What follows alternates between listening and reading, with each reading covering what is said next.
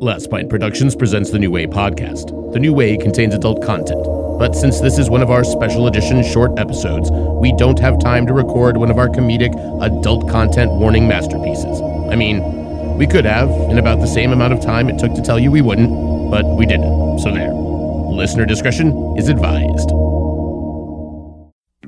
I'm Ray Barboni from Miami. Tough shit, bro. This ain't Miami. You want something? You gotta talk to me. No. Fuck you, fuckball.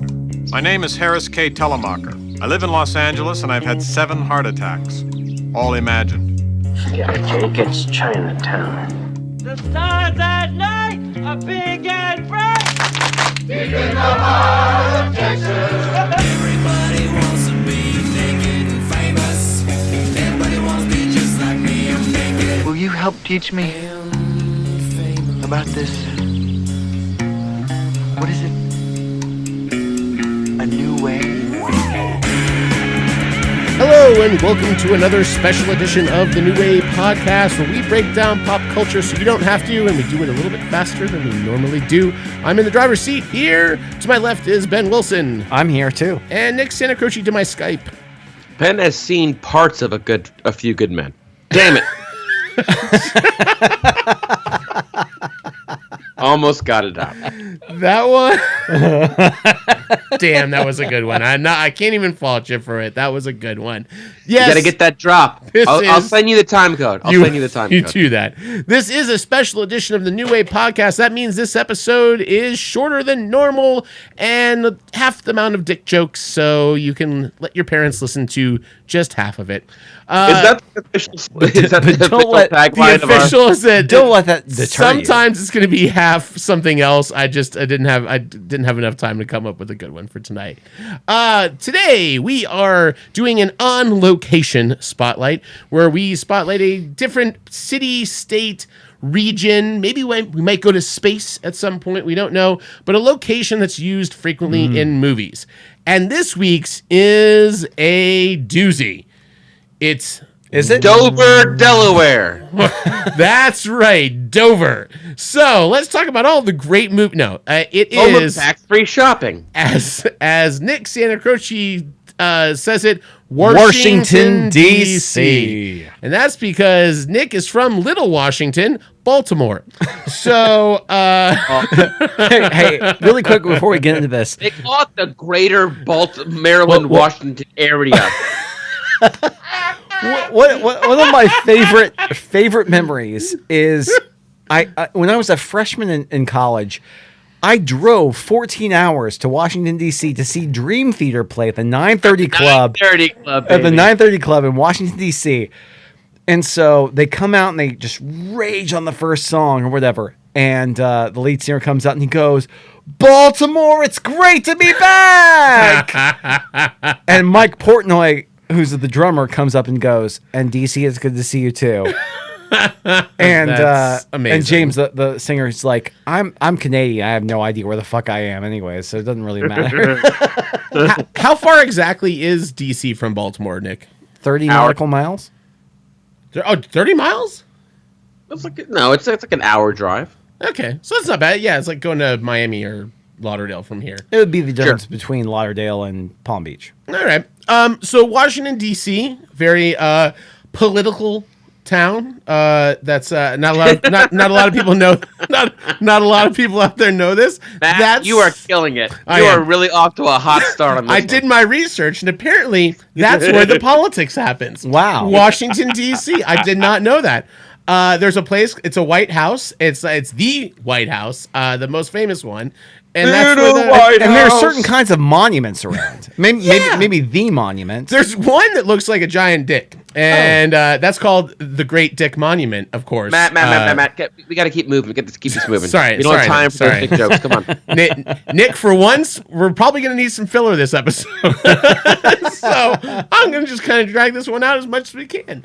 You're going to let me go? So Washington D.C. Have you ever let been me off the leash, baby? Not yet. Just you wait. Ben, have you ever been to Washington D.C.? Actually, my first big trip out of Chattanooga, Tennessee, was to Washington D.C. What was for? I was 6 or 7 years old and was on a college trip that my mom took a bunch of seniors and juniors on. and I just happened to tag along. I only remember this. You lost your virginity on that trip, didn't you? Yes, I did. Yeah, that's right when I became sexually active. Wait, how old did you say? Oh, wait, you said like 7 or 8, didn't you? 7. Yeah. Fuck. I take it back. I didn't mean to make that joke. Keep going. That was all right. Oh, sorry, man. That was a poorly timed sound effect. God, things got really dark really fast. Oh, no. One of the worst time jokes I've ever made. This is turning into Kevin Smith podcast. But continue. I remember going to the Smithsonian Air and Space Museum and being fucking blown away. The Smithsonian is the greatest fucking thing ever. It really is. And the highlight of that trip, of course, was not going to any of the other museums, but seeing Batman, the movie, on the way home. You saw Batman on a flight home? No. On the way home, we stopped at a movie theater and watched movies. Oh, wow. And it was the first PG-13 movie I saw. That's crazy. Also, that's 89. 89. So in 88, I believe, or maybe no, it might have been 89. I did my first trip to Washington, D.C. because I was part of the safety patrol. And had a certain, if you had a certain GPA, you could be safety patrol. And if you're safety patrol in the state of Florida, you get to go on this trip to Washington D.C. It's a free trip, right? It's this, yeah. You get an Amtrak train, and you train all the way to Washington D.C. Yeah. And I remember I got to see the Smithsonian. Now they fly. Those lucky bastards. The Amtrak was not a great way to travel. I spent a lot of time on the floor. 40 hours straight on a train. Yeah, it's a long Hey, listen. If Spider-Man can ride in a bus to a school event in Washington, D.C., you can, Matt. Well, I don't know if we've even talked about Spider-Man in any podcast at this point. But anyway, the train ride to D.C., it was very interesting, and we get there, and I remember two things from that trip specifically. One, I had on cassette Vanilla Ice's first album, and we were all listening to it on a Walkman throughout a lot of the trip. But the other is that I wanted to pick up a souvenir, and I go through all of these shops in Washington, D.C., and I don't know why I bought this shirt. I really don't know. But I bought a shirt and took it home that says Virginia is for lovers. Lovers, yeah. And I don't know what I misread on that shirt or what I thought it was. I remember at the time I thought it was something different. And I brought it home and I'm like, Mom and Dad, look what I brought home from Washington, D.C. And they're like, you can't wear that. And I wore it that whole train, like 40-hour train ride home. I wore my Virginia is for lovers. Yeah. It was basically nice. The kid at the end of Bad Santa when he's got like the shirt on. I looked just like him anyway. Well, it's a good thing your field trip didn't go to Intercourse, Pennsylvania. Well, it is for intercourse. Now, Nick, have you ever been? What was your first trip to Washington, D.C.? I'm sure you've been at this point. Never heard of it. All right, continue. I've been a bunch. My parents are from D.C., for the most part. It's a community real close to D.C., like 20 minutes outside. That's where my grandparents lived, so we were always close. And going to Baltimore schools, D.C. was always a prime field trip spot because, I mean, you could go and be back in the same day. You could make it to fourth quarter. Right. Going to D.C., so I was there a bit. So it wasn't like there wasn't a big mystique then necessarily for you. It was just kind of a place that was nearby that you could go to. Like I imagine for you, Ben, it was like a big deal to go to Washington, D.C. Yeah. There's still a mystique. It was just more convenient. Now, I don't even remember the first time I went. I don't think we actually went by the White House. Do you remember the first time seeing the White House? Was that a big deal for you guys? I remember thinking of the White House. I was just like, eh. No. Yeah, I was all about the Lincoln Memorial, y'all. Yeah. The Lincoln Memorial. Cooler. Of all of the memorials, right? So the Washington Monument, that's fine. It's a big dick. But the Lincoln Memorial, he's in that chair and he's just like fucking owning it.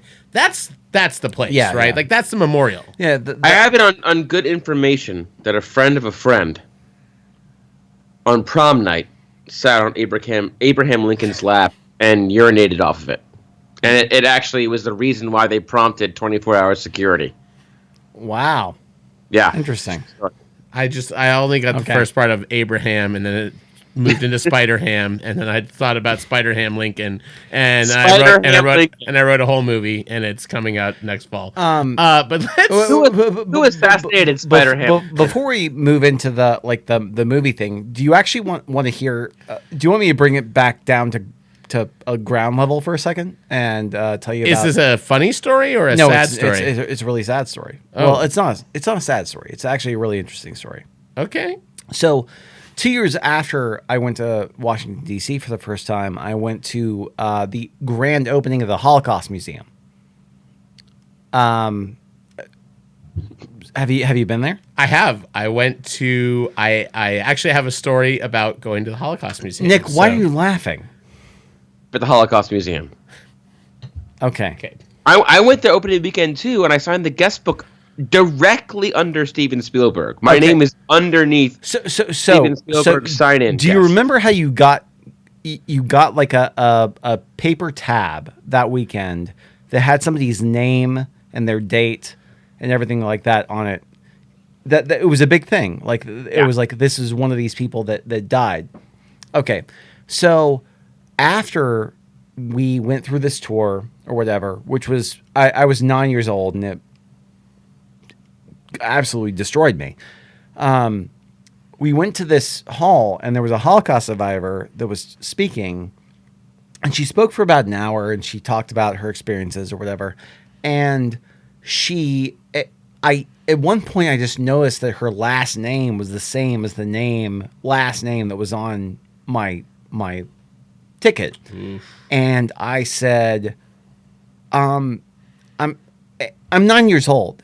And so people are doing questions and answers. And I stand up and I say, you said your last name is this. I have a ticket that says this is this person's last name. And she said, and she breaks down. She goes, that was my father.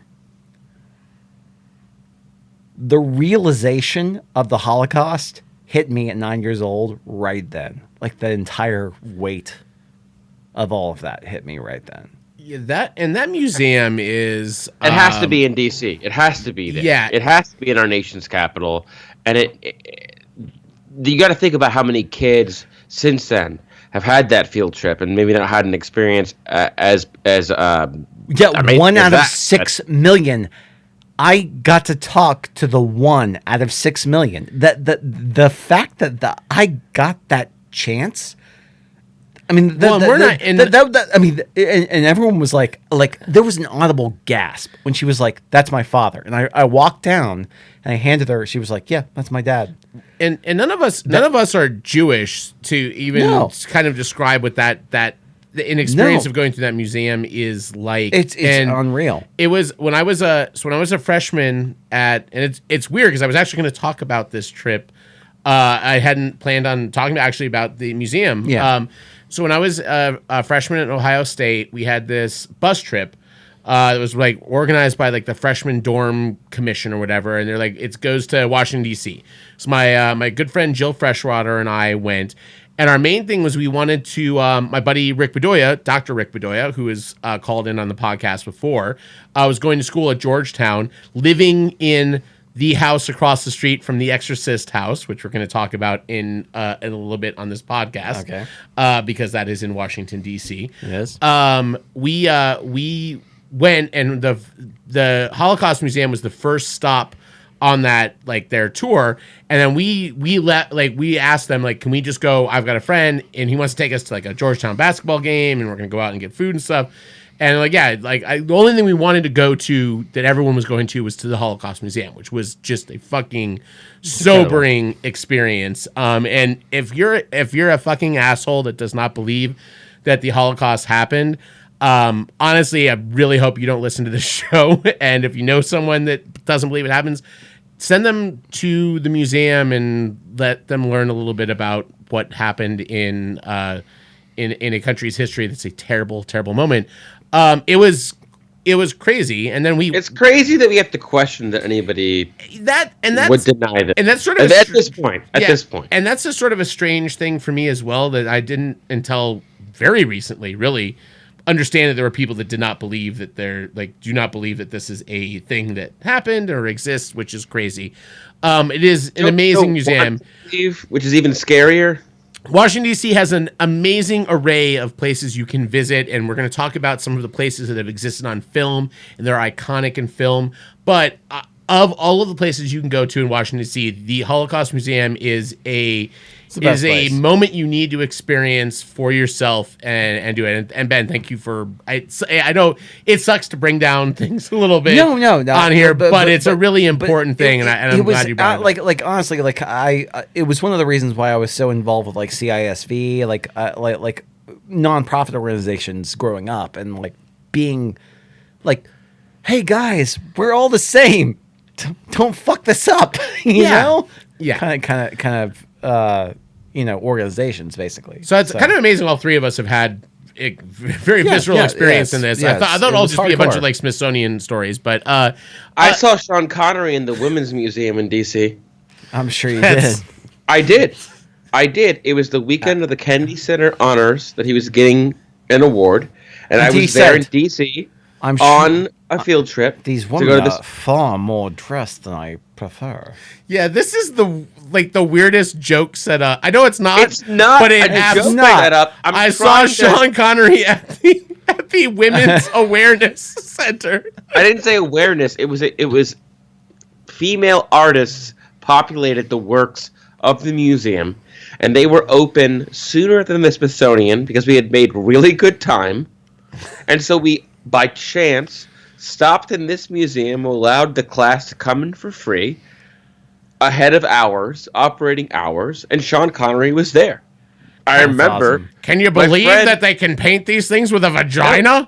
I'll tell you what he said. I overheard him because, of course, I ran upstairs. This is like the heart of my golden eye with my high school buddies in the basement after school. My friend was a huge Bond fan, so we ran upstairs to the second floor. We heard Sean Connery was, and of course, he had like a 22-year-old girl on his shoulder. And his wife, you mean? No, I don't know. I don't think that was the case. Anyway, they were. God damn it! He had a real hot girl with him. Yeah, his daughter. Anyway. One of the artists, I imagine. Yeah, we got off the rails. Jesus Christ. I just don't. You literally set it up. He's staring at a painting for maybe 5 minutes, doesn't say anything. We're all kind of creeping on him, waiting to hear him say something in his accent, Finally, he starts to move his mouth. He looks at the painting and he goes, I like the colors in this painting. That was it. He liked the colors. That's all I heard. And then he walked away. Of all the things he could have said, I'm glad that is what what was heard by the children. Because God only knows. He liked the colors in the painting. Wow. I don't know. How far are we into this Washington, D.C. podcast? If I had to guess at this point what we would have talked about 17 minutes into the podcast, none of these things would have popped up for me. How do we transition? I was trying. It's all my fault. It's no. Listen. You never go wrong with just speaking from the heart. That's what the show's about. We got plenty of time. Listen, all right. So let's talk about Washington, D.C. as a setting for movies. It's very simple. When you get down to it, right? It's all politics. If you're a political movie, if you're doing something about the president, for the most part, you are set in Washington, D.C. Even the White House is Down movies, which I've not seen any of those. There's two warring franchises about bodyguards of the president. There's White House Down, and there's the other one that's like there's two different ones. There's one with Clive Owen and one with Gerard Butler. There's two different movies, and they both have franchises. They're the same fucking movie about like, oh no, president's under attack. I'm the bodyguard. I got to do this shit. It's kind of crazy. So you've got that side of it, and then you have a few that kind of dovetail in and out of. I don't like DC. Those movies. I want to talk about movies that take place in DC and are about DC. And that's first of all, that's your prerogative. Sure. I might want to talk about some things that dovetail in and absolutely. out. For me, so Ben's gonna go very, very kind of literal with this. I'm somewhat similar, but I also have picked ones that I want to talk about on my list that are a little off the beaten path. They do take place, every one of them, very much firmly in DC, but they're not necessarily. Some of them are presidential. Some of them might be a little bit comedic, and we'll see kind of what Nick has here with it. Mars Attacks. Mars Attacks is a great. A lot of it takes place in Vegas. Oh, come on. Oh, it takes place everywhere. I mean, Pam Grier's kids live in DC. All right, so and the husband is in Vegas on work. I'd like to get a ruling. So I don't know which way Ben Wilson's going to go on this, because the most iconic shot from this film is Washington D.C. But the entire movie does. I'm not talking about Mars Attacks, a different movie. Oh, but the movie takes place in a bunch of different places, and that is Independence Day. Do you consider that a Washington, D.C. set? I do film? not. Despite the fact that the president... I don't. The president gives that address in New Mexico. The president is saved from Washington, D.C., which is destroyed. They have nowhere to go but New Mexico, because Washington, D.C. has been destroyed. No, I'm sorry. Do you think New Mexico in that movie has been named New Washington, D.C. at this point? Maybe. I don't know. Might have stumped you. But listen, I don't think you can talk about movies set in Washington, D.C. without mentioning Independence Day. And an iconic... The blowing up of the White House is one of the most iconic shots in film. Little of that movie takes place in Washington, say one of the D.C. most iconic shots in film? Yes, 100%. Yes, 100%. I will stand by the blowing up. He says that is more iconic than Jimmy Smith being like, "Is there anything we can do?" I mean, come on. What? Why would you say that, Matt? What movie were you just doing? Mr. Smith goes to fucking Washington. Goes to fucking Washington. First of all, never heard of it. Second of all, he went to Seattle, Washington. Touche. Mr. Smith went to Starbucks headquarters. That was the original title for that movie.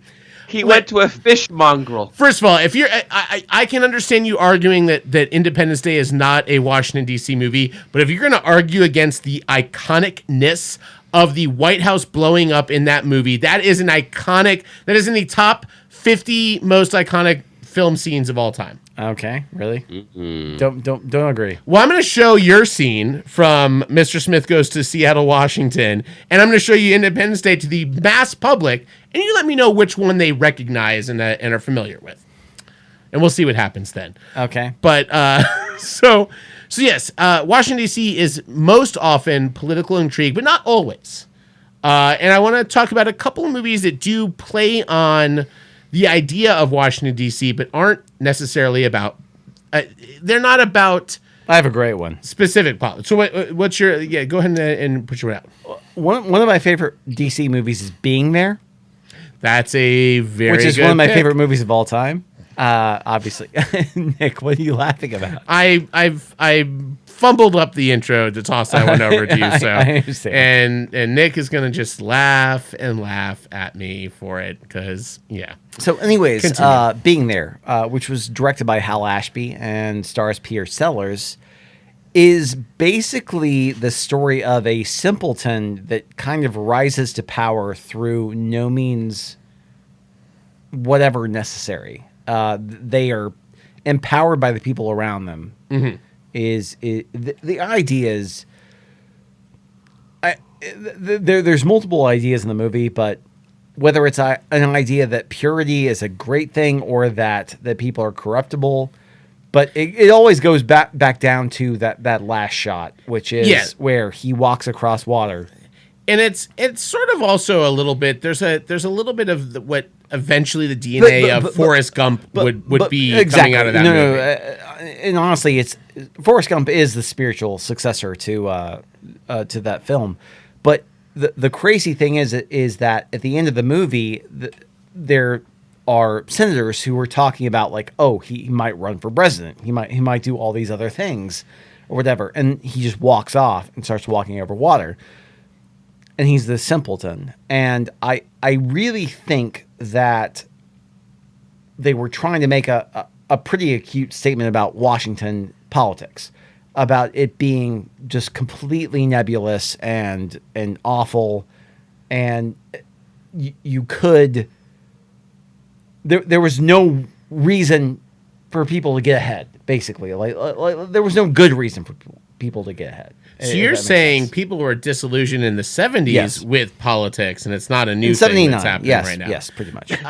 Yeah. So that is, and that's a very important thing that film does for us as we kind of move along, is watching film's reaction to what is happening politically and how film kind of navigates responses to it. And most of the time, in general, it's either a story that seems fanciful but has ties to whatever is actually happening in the moment, or it's going far back in history. So if you're watching certain things, if you're watching All the President's Men, it's happening enough years after the fact. We've talked about that on that was made in Biop. real time, though. Yeah, I mean that there are a few that kind of happen alongside, which is rare. It's rare. Yeah. Sometimes it happens with something strange, like I don't know if you've ever seen the movie American Dreams, which is Chris White's. Which basically is the Clinton administration dovetailing into the Bush administration, happening sort of American Idol. Yeah, like alongside of the American Idol going on. It's kind of an interesting look at that, but you also see things like Primary Colors, which is one of my favorite DC set movies, which is basically a surrogate for Clinton and for the Clintons, with John Travolta and Emma Thompson as Bill and Hillary, and maybe my favorite Billy Bob Thornton performance of all time. Everyone's great in that movie. It really is an underrated movie. Yeah, there's no one that is phoning it in on that. It wasn't Altman that did that movie. It was it's somebody. I need to look that one up. Yeah. But Nick, what about you? What are some of your DC kind of faves? Or do you gravitate towards the political, or do you have movies that kind of go outside of that sphere? Well, very few do. I mean, like you said, the bulk of these movies, when they go to DC, it's to serve that political tone, you know? So I think I have to say Kong Skull Island. Oh man, Touché. I'll give you credit. It was a great punchline pick. It really was. Also very racist, so we're gonna put you on mute for just about 60 seconds. That's all it takes to get rid of it. Wait, what? No, I'm just kidding, Nick. It's not. Mike Nichols directed Primary Colors. The director of The Graduate. Yes. did that, and Elaine May also co-wrote the screenplay. Man, I rewatched The Graduate. I do not like that movie. What? It is very problematic. Like, What? the serial killer in You on Netflix is way more charming and believable as a lead than Dustin Hoffman in that film. He stalks her. He goes to D.C. The parts that take place in D.C., he's spying on her from a parked car. That's the point. Is this a bit? Creepy. What is happening right now? He's creepy. He's not romantic. He's not. It's not. The Graduate is not a romance. It's not supposed to be a romantic cautionary movie. tale. He's a terrible human being. They don't belong together at the end. That's why they play the music at the end and they're on the bus together. It's terrible. It's a long setup for that one thing that God damn it. said. You're the worst kind of gaslighting on this podcast Jesus could possibly Christ. exist. Wait, so I'm not trying anything. It's clear what's happening here. It's a great movie. The people are terrible. They're not supposed to be good people. There are no good people in that movie. Got it. Maybe Elaine a little bit, but she's the most sympathetic. All right, so what about Kramer? I do want to. Don't you do that? Oh, don't Jesus. you dare! I want to talk about just a couple that are DC set, but not about politics. One is a movie called Eagle Eye, and I think that movie is about politics, though. It is political. Yeah. But it's not specifically about the president or about. And that was DJ Caruso, right? Correct. After he did Suburbia, with Shia LaBeouf. Which is a great movie. Also, yes, very great movie.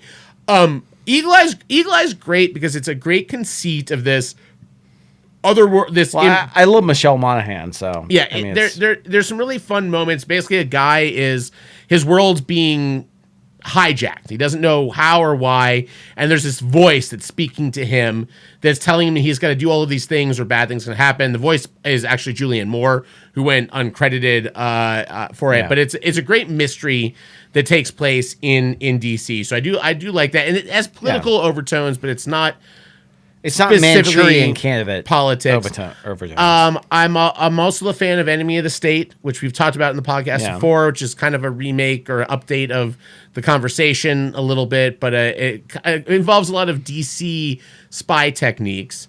Burn After Reading, we've also talked about in the podcast, but Burn After Reading is what I love about Burn After Reading is it's like the lower end of politics, so it's not these bookends with like this guy that's like a low hanging government employee that's having to deal with the cleanup of this kind of shitty espionage, right? Basically the way I would describe it, which is kind of fun. And those are movies I do like a lot, that they use DC, they use the other side of DC, which is there are people that live and operate in Washington DC that are not involved with the government. So, but they intersect with it at times. Okay. Yeah. But assuming we have to, coalesce with the government side. Sure. What is the best Washington D.C. movie to you? And Nick, to you as well. But see, what's your favorite movie that is not politically based, Ben? Alien? Huh? Well, no, he means that are that's set in DC. I'm just joking. It was a joke. The Muppets Take Manhattan. Because Ghostbusters actually has a lot of some, political underlings there, but.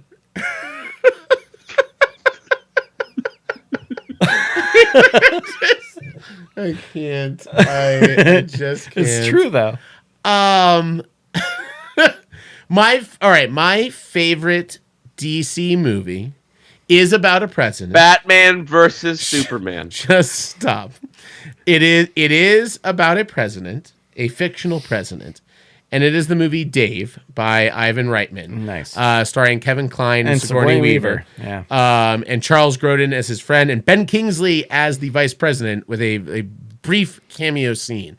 What I like about Dave is it does what we are talking about here, which is I like to see the other side of DC, and I especially like it when those worlds collide together. And Dave is the perfect what is happening in DC with a blue collar person, and what is happening in DC with the actual politicians that are taking place. And it's got some great little moments when Grodin, who's his friend, who's an accountant, he brings him to look over the budget. And Grodin's like, if I ran my business this way, I'd be out of business. It's like these little lines, and there's no like party affiliation in Dave at all. There's a little bit of a Clinton vibe to the actual president because he's banging the secretary and cheating on the wife. There's a little bit of that, but for the most part, is a nonpartisan view of the presidency and what happens if a normal, nice, well-adjusted, just guy who has no political experience shows up and has to. And you've got these two guys you've got Frank Langella and I forget the other actor's name, that are kind of the Jiminy Cricket, the evil Jiminy Crickets on his shoulder, orchestrating the events behind it. I think the devil on your shoulder. Yes. And they're both but they're like both devils. The one starts to have a turn, but it is. From now on, I want it to just be evil Jiminy Cricket. Evil Jim. Listen, man, trying as hard as I can. These back-to-back episodes are tough. Evil Jiminy Cricket. I love it. I love it. All right. Anyway, Dave's way up on my list. It's one of my favorite movies of all time. I think it's a great movie. So Nick, what about you? I think it is very, very political. Like the definition of a political movie, because it drives everything. But Wag the Dog really got to me when that came out. Thank you, Nick. It didn't Didn't think I would come through, did you, baby? Oh, but guess what? I knew you would come coming in through. hot. I knew it. But I mean, that way of thinking and the effect it had on people was almost the effect that a documentary would make. Because I really think that started not dissent, but started a question of are we being played? What happens behind the scenes? We take it for granted. We live in an age where every day there's a new update. You know, Trump wouldn't eat potatoes or cauliflower without sneaking it into his potatoes. And in India, that's on the news. A new thing with a foreign country is a daily event. To think about how things go on behind the scenes is kind of terrifying if you're just looking the other way and you're blind to it. And that movie struck a huge chord, and it was about not just what went on behind the scenes, but an actual political culture in Washington, D.C. 100%. Yeah, agreed. And I think one of my favorite scenes in that movie is where Kirsten Dunst comes out and she's like, "Oh, I really want to put this on my reel or whatever," and Robert De Niro says, "You can't ever tell anybody you ever did this." and she's like, "Why? What are they going to do to me?" He's like, "They'll come to your house and kill you." And it's just this, and then he turns around and it's this long tracking shot away from her. It's scary because it's so smart. And that came out in 97. Wag the Dog came out in 97. It's pretty insane. And the claims and the philosophy behind it in other countries, that would be treason. And it's an issue that was not skirted on here very much. And it's very much called out, the political pawns that we all might be in the grand scheme of things. Yeah, and it's funny, and that's Levinson. You had Nichols doing their one in '97. There was a lot of response to Barry Levinson wanted to set that in Baltimore, but the producers told him it probably didn't make sense. Yes. What's kind of interesting, I really like the I do think it is very fascinating to see what the film reaction to politics is. And those are two really good examples to look at Primary Colors and to look at Wag the Dog. So whether and listen, those of you listening to the podcast kind of have an idea possibly of some of our political leanings, maybe not as much as you think you do, but there's probably a little bit of that. But these are movies also that are coming very much off of a Democratic presidency in the 90s that was problematic in a number of ways. It is not this glory days necessarily. And those are movies that absolutely stick with you no matter what side of it, because they are talking about real things that, and Nick, that's a great point you bring up with Wag the Dog, of really an awareness that you're not, it's that thinking about something in a, and this is, I apologize because it's going to sort of take a strange bent, but there's this idea when you when you watch a movie, or you hear about something that happens in politics or happens in war that is so upsetting, but there's also this part of you that's like, it's sort of ingenious. There's a way of thinking to kind of recognize things that are bad but are also smart. And I think Wag the Dog is a very good example of something like that, where you're like, holy cow, there's a lot of intelligence happening behind the kind of atrocity of what you're actually watching. And I think that's a great, that movie specifically happened at the right time for people to start thinking in that way. And you're saying, you're right, Ben, it's 97. That's 4 years before September 11th. Yeah. September 11th is this attack that is terrifying, but also it's something that people had talked about in pop culture. You have books that were mirrored things that wound up happening. There's a lot of things that happen in storytelling first and then happen in real life after. That's kind of alarming, because that's sort of what creative types and negative types can have kind of converging thoughts. I know this is sounding mired to the rest of you out there, but it is I'm basically saying I think it is interesting when art tends to influence negatively or positively what's going on or react to what they think is actually happening. There's a saying for that, I think. What is that saying? Art imitates life, baby. It's almost deeper. It's sort of this cyclical. I think it's very, very much like a parasite. Both are feeding each other and growing bigger and bigger and bigger and bigger. As far as happier movies set in DC, I'm a big fan of a Philadelphia. A silly comedy. That takes place Happy in Texas. Washington, D.C. A silly movie called Dick. This is your Dick joke. Oh, yep, I knew you were going to say that. Dick is about the Nixon presidency. It stars Dan Hedaya? There's a Dan Hedaya as Dick, and you've got Mark McKinney and Will Ferrell as Woodward and Bernstein, and you've got a very young Ryan Reynolds playing this guy that's trying to get with one of the daughters, and then you've got Kirsten Dunst and Sorvino, Mira Sorvino. No, I'm sorry, Kirsten Dunst and Michelle Williams are the two girls who are actually the secrets behind Woodward and Bernstein. It's a very silly movie that I don't think enough people have actually watched because it is really, really well done satire. And that came out in 97, I think. It was late 90s, maybe 98. Somewhere around there. It's highly worth a watch if you want to see just a very silly DC set movie. And the only other big one I had on my list, you got one, Ben? The Exorcist. Come on, let's talk about we those stairs. we were going to get to The Exorcist, which is set in Washington, D.C. And isn't political. I think the biggest... Well, I mean, it's all the President's Men. I mean, yes. That's it. All the President's Men is the best Washington, D.C. movie of all time. I can't argue that it is a phenomenally well done movie. We've talked about it a couple of times on the podcast.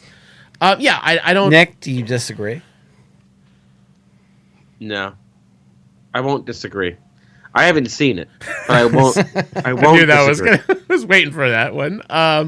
Well, and I think there are also other the Best Picture winner from 1975 that include Robert Redford and Dustin Hoffman as co-leads. You haven't seen it. Wait, so 1776 took place in Philly, right? Touche.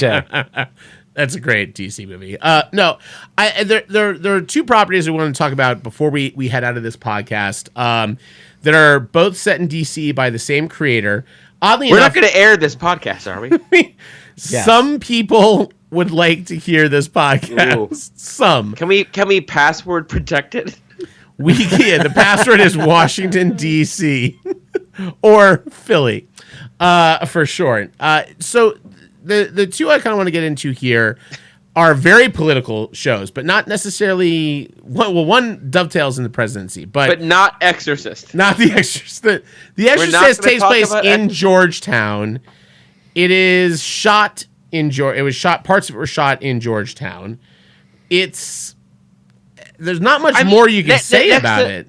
Next to the Joker stairs, name me more popular stairs right now. Name me one more popular stair. The stairs in Battleship Potemkin and the stairs in the one you watched for the first time with us. Kevin Costner, The Untouchables.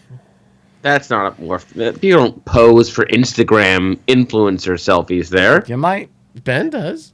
No, they don't. Not real influencers. They only know Joker and Exorcist. Not real influencers. Just Ben. That's great. No, so I just want to make sure. How many followers do you have, Ben? I want them 10. Not that many. I am one of them, and I'm unsubscribing. I just want to make sure these two. This one main thing gets a little bit of play on here because I think it is something everybody should watch. It's great. It's a movie called In the Loop. In the Loop is by a man named Armando Iannucci, who went on to do Veep, which is a fucking phenomenal TV series that just ended last year.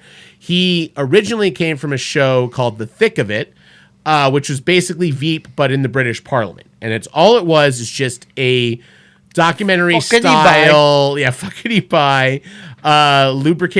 He uses a phrase lubricated horse cocks, which is hysterical. The thick of it is hysterical.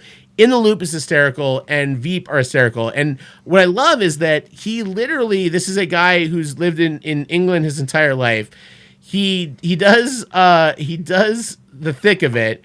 Then he gets some interest. So they say, we want to make a version of this for the US. So he comes over to the US and he fucking kills in the movie, so much so that they give him a TV series.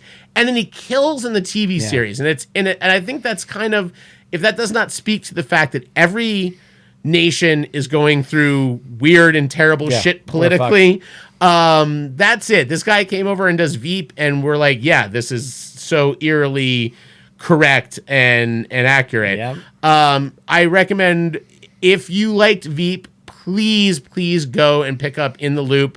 One of James Gandolfini's final roles. He's fucking phenomenal in it. Zach Woods, who you've seen in Silicon Valley and The Office, one of his early roles. It's some of the best improvisers you've ever seen. And then if you really like that, is Eugene Levy in it? Eugene Levy is not in any of that. He is not in any of those. Not interested. I was unfriended by someone on Facebook because I challenged them saying Eugene Levy is not funny. This actually happened. I'm very upset about it. I will bring that up on another podcast. So just you better keep listening if you want to hear that dirt. All right. 6 degrees on that asshole. Let's. But yeah, listen. Can I ask? Wait, just one goddamn second. Let me ask you a hard question. This is open to Ben also. Okay. Mm-hmm. You can make sure that one of these shows exists, but the other will be erased from history forever. Veep or West Wing?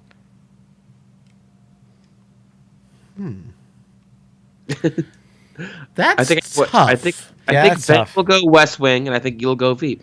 I've seen more episodes of Veep. Which one do but I? I really do like what I've seen of West Wing. Yeah, which one goes away? I guess is the West Wing. You're gonna kill West Wing. Wow. Fuck. I can't. It's Sophie's choice. I can't pick one of my babies. And honestly, I've not seen enough of West Wing to condemn it to never existing. But I love Sorkin, so I'm going to give it benefit of the doubt that I probably. All right. I think if West Wing was airing now, I would have watched it more. How about American President? That was pretty good. Well, American President led to there's a lot. Actually, it's funny. I thought we would be maybe void of getting some stuff, but there are a lot of things. There are also movies that pass through Washington D.C. Even the MCU, you've got Winter Soldier is very much happening in Washington, D.C. You've got Iron Man 2 where he goes to a congressional hearing. How many movies does someone go to a congressional hearing and have to talk about things? There's a lot of... D.C. is all over things in film. But it is interesting to see how it is used. And it's just also just iconic. Like you can show... It's one of the very few places you show one shot of something and you know exactly where you are when DC, and it can be any number of places versus other, I don't know. Miami. I would also recommend, if anybody gets the chance to visit DC, it really is a fun town. A lot's changed in the past decade. I went recently to see Ghost with my uncle, actually. And we stayed for a day, and there are these outdoor beer gardens in summer. Sorry, I was trying to reconnect the. Sorry. Well, that's continue, Nick. Go on. Nothing's happening over. Oh boy. Lots of culture in museums. Lots to do. Lots for shopping. Lots of great food. Great food. I recommend Ted's Bulletin. They make homemade Pop-Tarts. Ooh. What kind of, are there any special flavors that you've tried? I believe I had blueberry when I was there, but it's seasonal. Is everything okay over there? I'm sensing a little bit of anxiety. It's fine. We're good? It's fine. It's fine. Okay. It's all right. All right. I can't tell what's happening. All right. Nothing happened over here.